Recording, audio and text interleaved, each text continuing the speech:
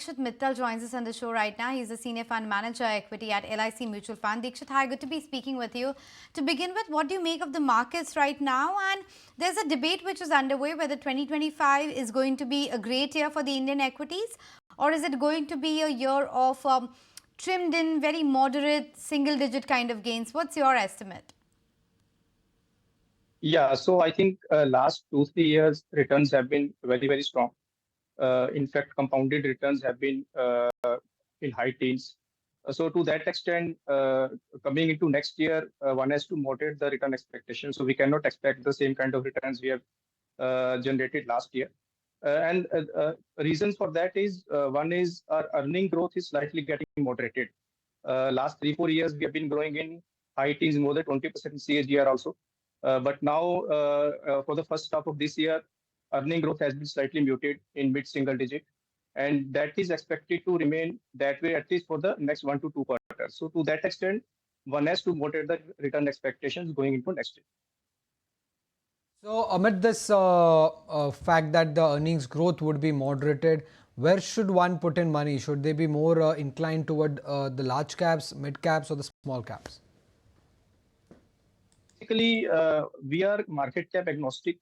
If incremental growth or incremental earning growth, whichever sector is growing more than nominal GDP growth, and if you see currently, investment part of the GDP is driving the GDP growth, because if you consumption of the part of the GDP is slightly subdued, at the same time, government capex part of the GDP is also subdued, especially led by muted state government capex.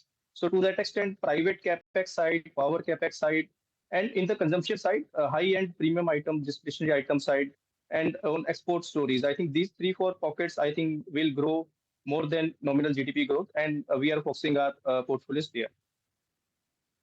Right. And when it comes to the cement sector, given the fact that you're also expecting a pickup in capex, how is the cement space looking like? Because there have been reports that price hikes have now started to come in, and with capex coming in the second half of this financial year and in FY26 as well, the cement demand could also be on the higher side, right?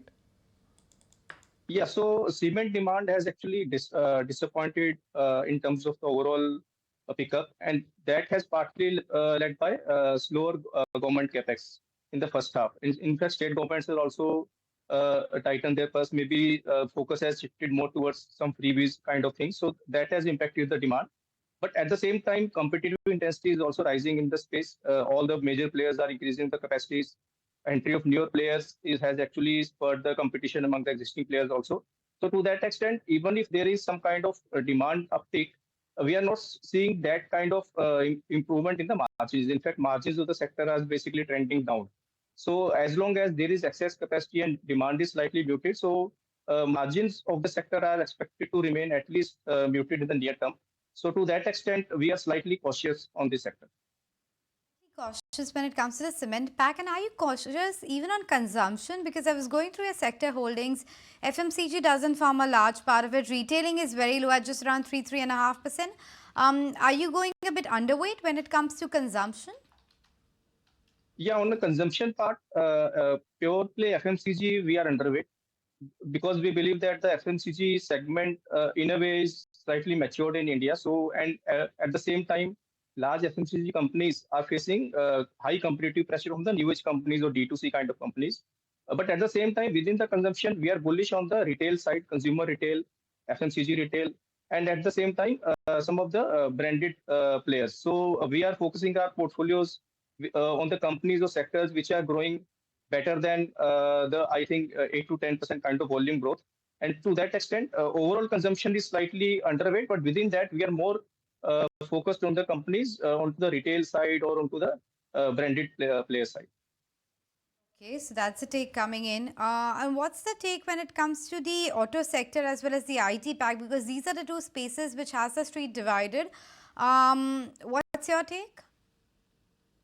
Yeah, auto actually, we are slightly more positive on two-wheeler side of the market, as well as we are expecting some uptick in the tractor segment, tractor and CVs.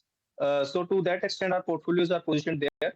On the four-wheeler side, demand is still muted, but within that, some of the players are gaining market share, gaining out of premiumization, also launching high-end products. So to that extent, we are neutral on that four-wheeler, but slightly overweight on the two-wheelers and tractor and CV segment of the auto space. Well, thank you, sir. Thank you for joining us and giving us your perspective about the markets. Well, with that. If you like this video, then like, share and subscribe to ET Now.